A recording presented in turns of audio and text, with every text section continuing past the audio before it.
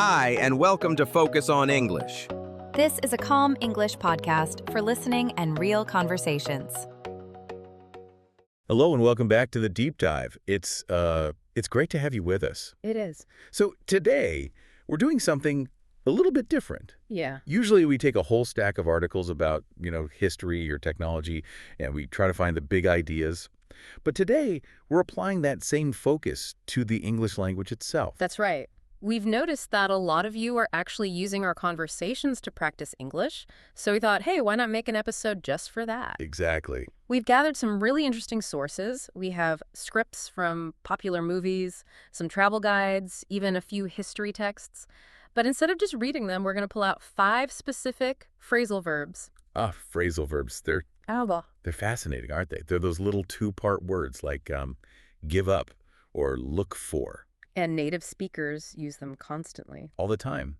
But they can be a real nightmare for learners because, the meaning often has nothing to do with the individual words. Mm-hmm. But if you can master them, Then you suddenly sound so much more natural. you sound like a local. Exactly. It's the difference between speaking like a textbook and speaking like a real person. So our mission today is to look at 5 of these. We'll explore what they mean, but I think, more importantly, we'll look at the context. Right, like when do you actually use them? Is it polite? Is it a sad word? Is it formal? We want to give you the feel of the word, not just a definition. And we really want this to be an active session for you. Yes, passive listening is fine, but if you really want these words to stick, you have to use them. So for every word we discuss, maybe pause and think of a sentence from your own life. And then please write it in the comments section below. We love reading those. It helps us see how you're connecting with everything. And don't worry about being perfect. Not at all. Just getting the words out there is the most important step. So shall we jump into the first one? Let's do it. Our first phrasal verb is really common, but it has a very specific social job. The word is ask for.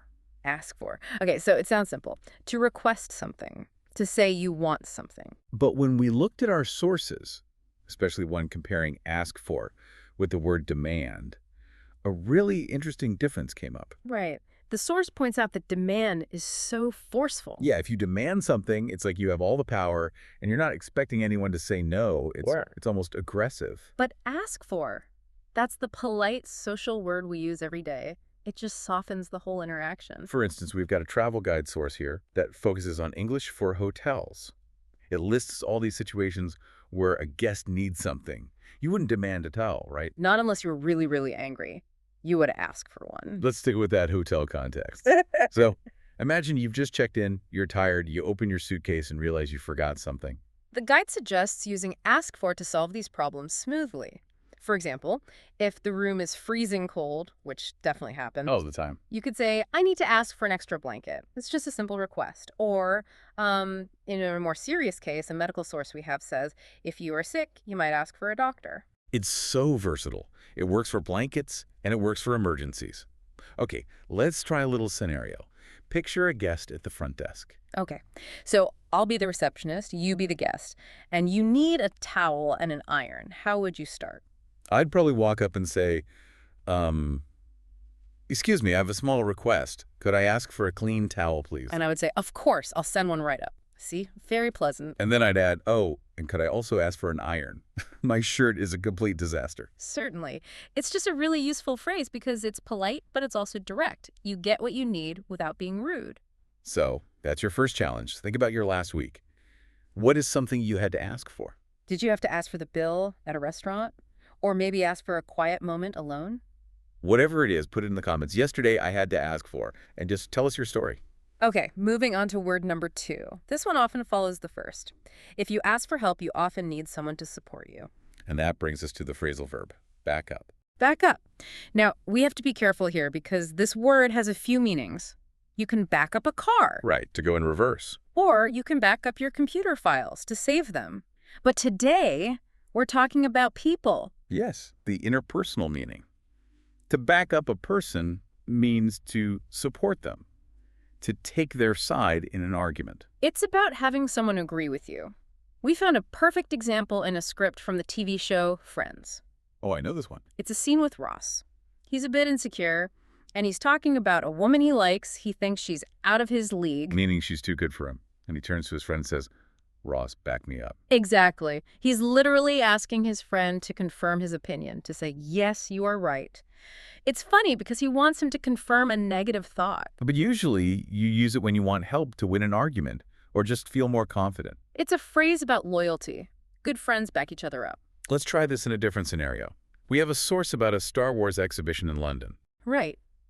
Let's say we're deciding whether to go.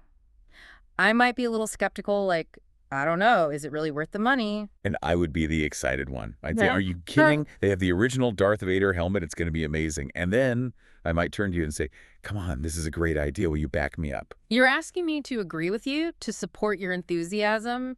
And because I'm a good friend, I'd say, okay, I'll back you up. Let's go. It's a really nice dynamic. It shows trust. Totally. So for all of you listening, we want to know, who is the person in your life that always supports you? Who always backs you up? Maybe it's a friend or a family member. Write a sentence like, my sister always backs me up. We can't wait to read those. Okay, let's shift gears a bit. We've talked about getting what you want and getting support, but sometimes things just go wrong. Things stop working. Which brings us to our third word, break down. Break down. And this is a phrase we mostly use for machines or systems. It means to just stop functioning, to collapse. We have a really dramatic example from the movie Knowing. A character says, the truck broke down on the highway. It's the universal excuse, isn't it? Sorry, I'm late. My car broke down. It is. And it implies a mechanical failure that's completely out of your control.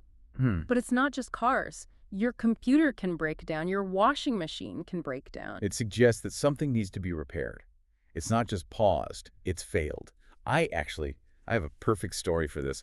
A road trip a few years ago. Oh, I think I know this story. Don't tell me you were stuck on the side of the road. For 4 hours in the summer, we were just driving along, and then suddenly, poof, smoke everywhere.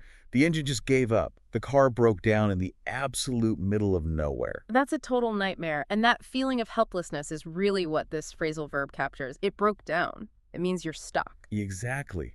And while we're focusing on machines, you can also use this for people. If someone is under a lot of stress and they start crying, we sometimes say they broke down. That makes sense. It's like their emotional system stopped working. But for today, practicing with machines is a great place to start. So tell us about your technical disasters. Has your laptop ever broken down right before a deadline? Oh, that would be the worst. Share your story in the comments. My computer broke down yesterday. It's a simple sentence, but so useful. All right. For mechanical failures, let's move to emotional endings. Our fourth word is similar to break down, but it applies specifically to relationships. The word is break up. Break up. This is the standard way we say that a romantic relationship has ended. We don't really say we terminated our relationship. No, that sounds like a business contract. We just say we broke up. It's less formal, but it carries a lot of emotion. We have a quote from The Big Bang Theory for this one. It's the character Leonard. Right, and he's talking about his relationship with Penny. He says, when I broke up with Penny, I got back into my cello. It's a classic post-breakup thing to do, right? Find a hobby. But notice the grammar there. He says, I broke up with Penny. It could mean he was the one who ended it. But you can also use it for a mutual decision. You can just say, we broke up. Yeah, the neutral term for the event is breakup. Let's imagine a conversation about a mutual friend. Let's say our friend Steve has been looking really sad lately. Yeah, I saw him at the coffee shop and he looked miserable. I wonder what was going on. Well, I heard what happened. He's sad because he and his girlfriend broke up last week. Oh, no. That makes sense. They were together for a long time. Breakups are always so hard. They are. And when you hear that news, your first instinct is to go and support him, to back him up. Hey, look at that. A connection. They all link together. So, listeners, for this one, you don't have to share a personal story if you don't want to. You could write about a movie or a book character. That's a great idea. In the movie, the main characters broke up at the end. Something like that. Perfect. Yep. Give us a sentence with breakup. All right, we have one final word. We've gone from asking for things to support to failure to endings. Now let's look at causes and big changes. Our final word is bring about. Bring about. Now this one feels a little more intellectual, maybe? It does. It's a bit more formal. It means to cause something to happen or to lead to a really significant change. You wouldn't say, I brought about a sandwich. No, you'd say something like, the new law brought about many changes. It implies a big, important result. Our sources for this are quite historical. We have a text about the agricultural revolution. Right, when humans started farming. And the text says this shift brought about a complete revolution in human life. It changed everything. But the text also mentions the negative side. It says that relying on just one crop, like corn, actually brought about health problems, like malnutrition. So it can be for positive or negative consequences. We also have a more futuristic source about an underwater hotel called the Poseidon Resort. Which sounds amazing. It does. And the text suggests that developing this kind of technology might bring about a future where humans can live in the oceans. So it's about cause and effect on a grand scale. We could talk about modern technology. Like the smartphone.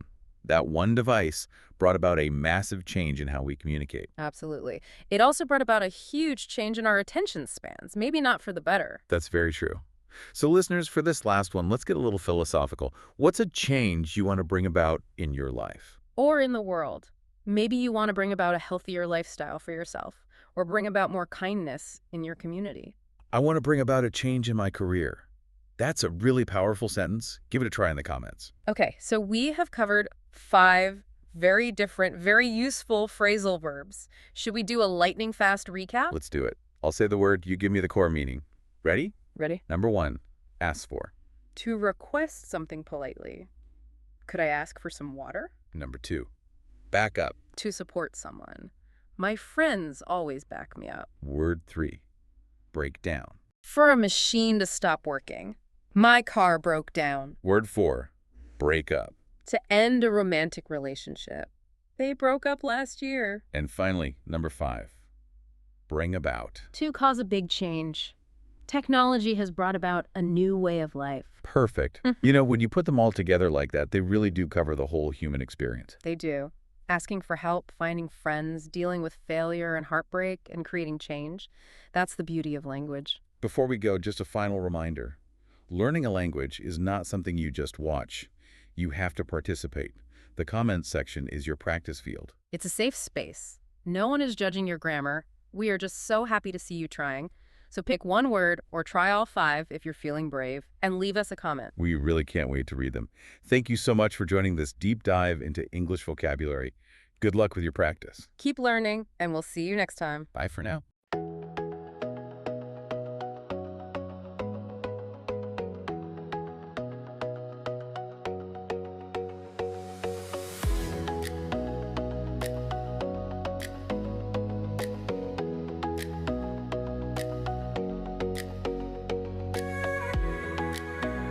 Thank you for listening.